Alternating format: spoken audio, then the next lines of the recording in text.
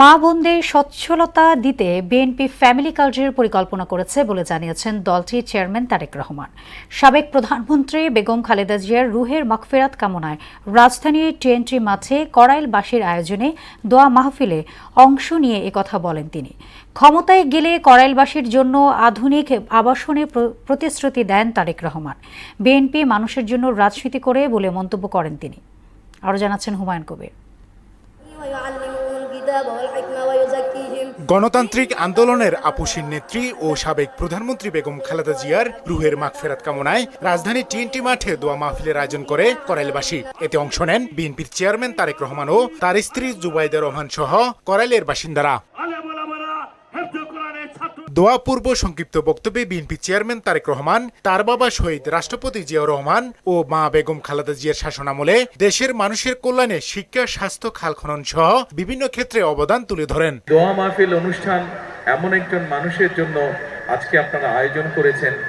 এই মানুষটি যখন জীবিত ছিলেন উনি সকল সময় চেষ্টা করেছেন কিভাবে বাংলাদেশের মানুষকে উন্নয়ন করা যায়, কিভাবে দেশের উন্নয়ন করা যায়, কিভাবে বাংলাদেশের মানুষের বিপদে আপসে পাশে দাঁড়ানো যায়।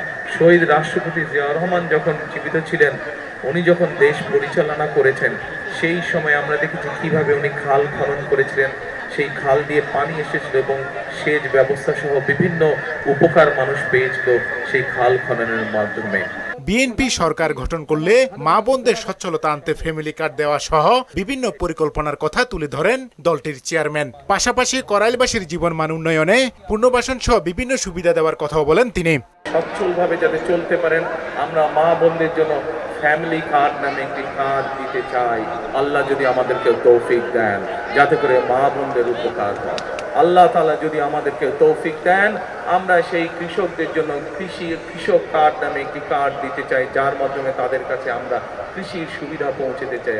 দালানে যে থাকে তার সন্তান যেমন শিক্ষার সুবিধা পাবে, ঠিক একইভাবে করাইল বস্তিতেও যে মানুষগুলো থাকে তাদের যারা সন্তান আছে তারাও ঠিক ওই দালানের মানুষটার সন্তান যেভাবে শিক্ষা ব্যবস্থা পাবে, যেভাবে খেলাধুলা শিখবে, যেভাবে বিদেশি ভাষা বলতে শিখবে, আমরা চাই করাইল বস্তিবাসী যারা আছেন তাদের সন্তানরা একইভাবে বিদেশি ভাষা যাতে শিখতে পারে।